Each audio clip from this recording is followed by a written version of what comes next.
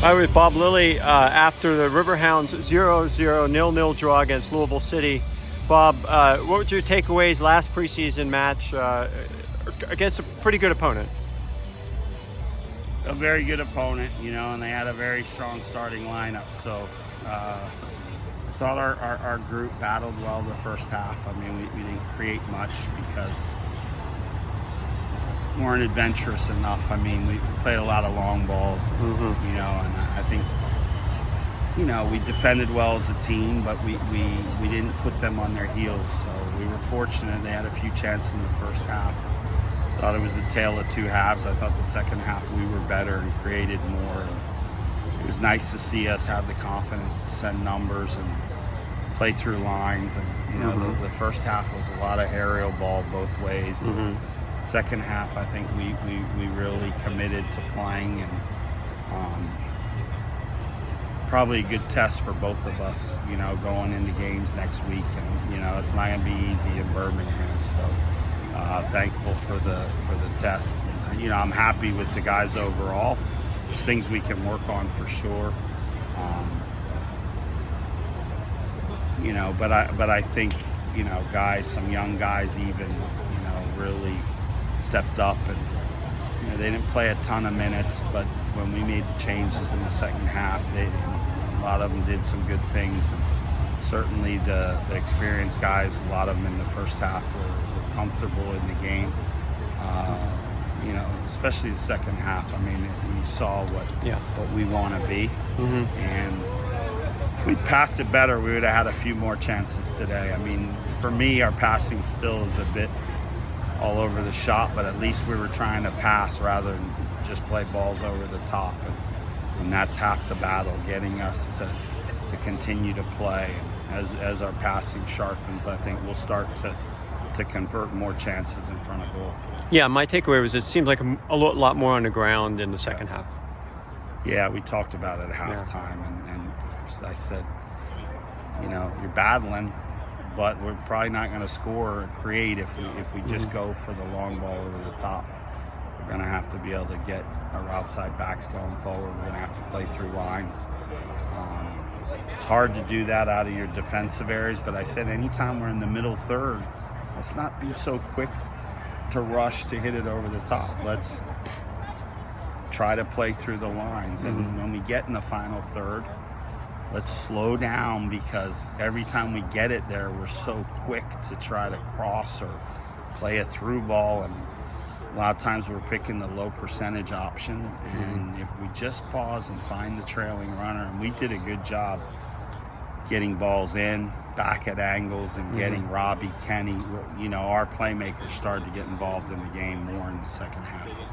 Yeah, and you talk about playmakers, you also, Robbie and Kenny were playing kind of in a wider attacking midfield spots. I'm sure you're going to move things around from game to game, but and seems like when Kenny got the ball wide, that's when things slowed down a little bit. Yeah, he's just calm on the ball, and I think they were coming inside at the right times, opening space for Nate and Danny Rivera, and they had much more influence in the second half. But yeah, they're pretty versatile. They're smart guys that I can put them anywhere. It doesn't mean that's where they're going to be all the time. It's a little bit of hide and seek with those two, because teams are going to try and slow them down. I thought we got them involved much more in the second half. So Louisville City, obviously a familiar opponent. Things got a little testy there in the first half. Was it just a little bit of physical play that they weren't too happy with Hogan's? Yeah, I think Hogan was there first. I think Danny Cruz's frustration, and he's going to miss next week. So, but I talked to him going in at halftime, and he goes, "No, I didn't think it was a bad challenge." He goes, "I'm just frustrated that he won't be able to play." I just think, it was an intense playoff game last year. The teams are generally quite competitive, and so it's okay. It's part of it.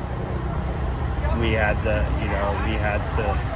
Hey, gets a little bit testy late in the first half. Who responded? I think our group responded well to that.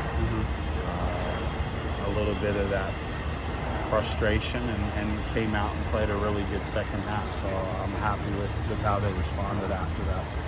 And final question, just preparing for Birmingham and coming off a preseason where you've admitted like this is going to be a younger team this year, and they are, and just kind of what are your thoughts going into the opener?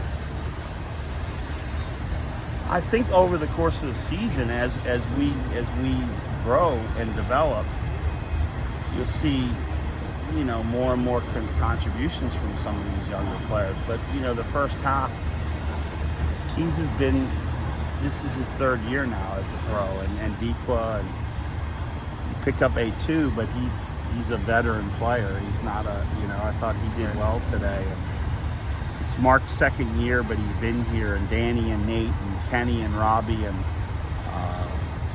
Pat Hogan, it's his third year coming out of Charleston. But so most of the guys, there's no rookies on the field. Right. Obviously with the subs, I think, some of those guys will play valuable minutes and will create chances. I thought Tony Lopez had a great effort on a header. He's probably going to bury most of the time, but I thought him and Tola did some good things. And, it's going to be exciting to see. I mean, obviously it's our last game, and those guys are close. They're getting there, but we played a little more experienced guys, even though, Keys is still a young player, doesn't have a lot of starts under his belt. Mark doesn't have a lot of starts. Nate and Arturo only in their second year. Jamali's in his second year. So I think it's a good young team, even the starting group. And but we have enough experience and leadership in the group. Yeah. The trump card hopefully is that some of those young guys are going to take off, and they may not have been featured today, but I think as time goes we'll see more and more of them, and they'll make contributions as well. All right, thanks Bob. I appreciate your time.